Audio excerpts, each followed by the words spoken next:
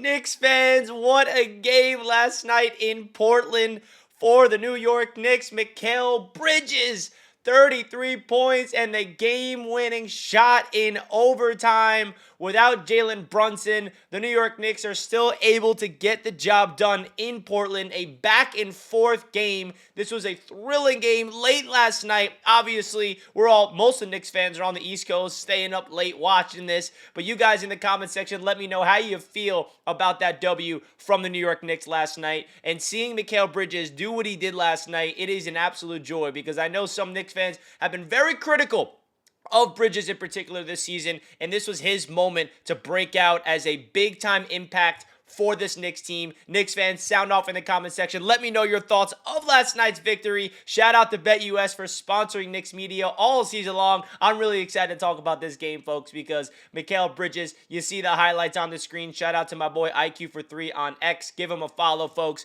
and let's get straight into it, man, because I was watching this last night, and when we went into overtime and Deuce missed that game-winning shot from half court, I was like, man, this Knicks team just loves overtime. They, for some reason, what is this, I don't even know the exact amount of number of overtime games we've had this season, but it feels like we've been to overtime a lot recently. But the New York Knicks were able to go into Portland and get the job done, and that feels really, really good. Now, starting off with Mikal Bridges, man, he has gone through a lot. Now, there's a big report yesterday or 2 days ago, whenever it was, that Bridges apparently went up to Thibodeau and said, hey, I want less minutes because I want the bench to get more minutes, and then he kind of said that's not true, and I don't know what's true or not, but now this comes out here, and Mikal, this is why they traded for him. And I know that people be like, hey, it's one game against the Portland Trailblazers, not that big of a deal. But this is the moment where when Jalen Brunson is sidelined with an ankle injury, you need to have a guy like Bridges to step up, especially in the clutch, because Jalen Brunson is your favorite to win Clutch Player of the Year, by the way,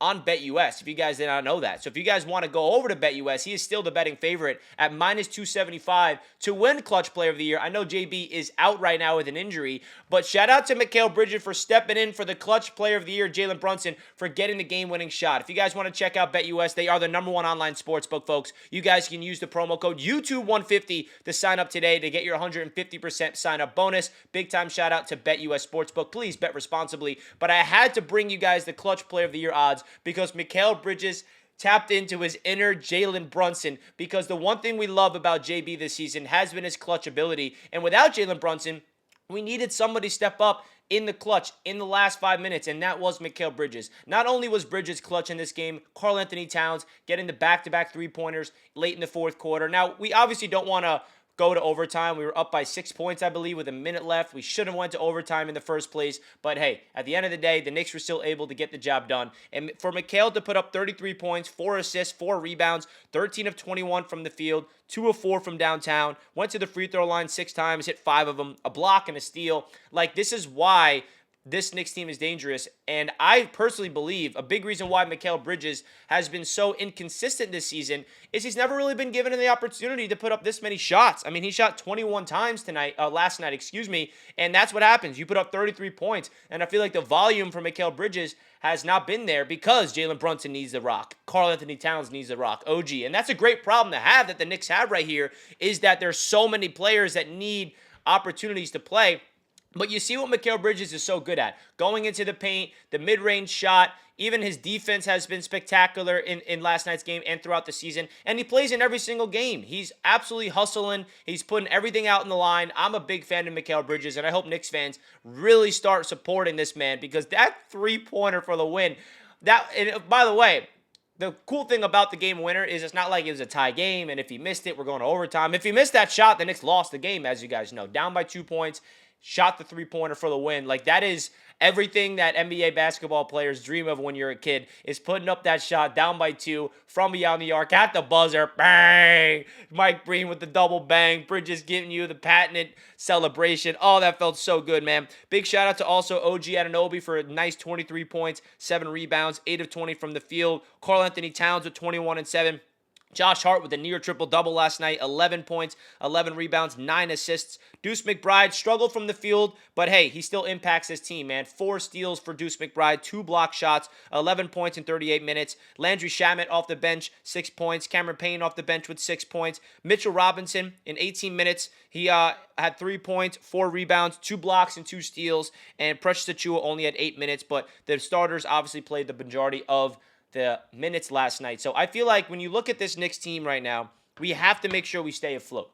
And when you win a thrilling game like this on the road, it should really send a message to this team that they're staying together. And I think that's the biggest thing that I'm noticing with this basketball squad. Because with Jalen Brunson going down, with their captain down for however long, hopefully not too long, this could either be the end of the season where this Knicks team just looks at each other like, all right, our captain's injured, we're a lost cause, or they come together and they instill confidence within each other.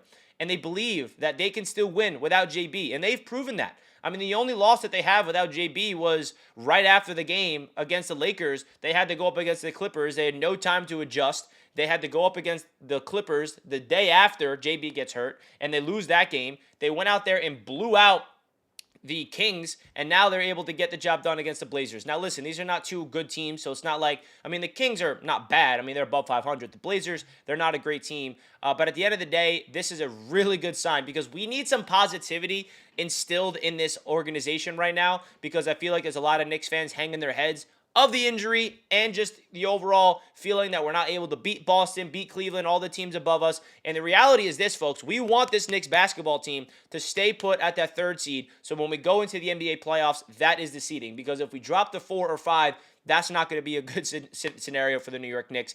Eventually, we're going to look at the NBA playoffs, and we're going to have to go up against Boston or Cleveland if we advance past round number 1. And I feel like that should be the Knicks fans' expectation, is that we hopefully get by round number 1, which will probably be against either Detroit, Indiana, Milwaukee. If you look at the standings, that's really the first round matchup for the Knicks as of right now, but things can easily change. And then if the Knicks advance past round 1, most likely if it ends today, we're going up against Boston, or if they fall to round 4, the seed 4 or 5, then it'll be against Cleveland. So that's going to be an interesting situation. I'm really excited to see this Knicks team hopefully get better and better as the rest of the season continues because Mitchell Robinson's getting healthier now that they're fine. And another thing, I mentioned this on my show last week.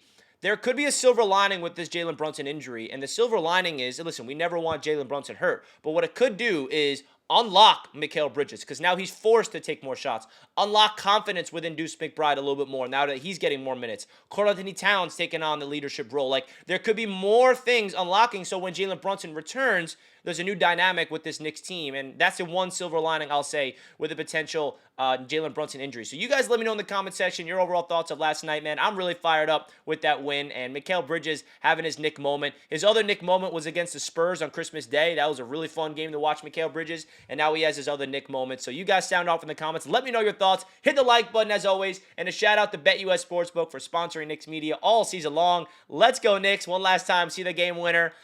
Bang! Oh, it felt good to hear Mike Breen give us a double bang. Shout out Mikal Bridges. Love you guys. Let's go Knicks. Peace out.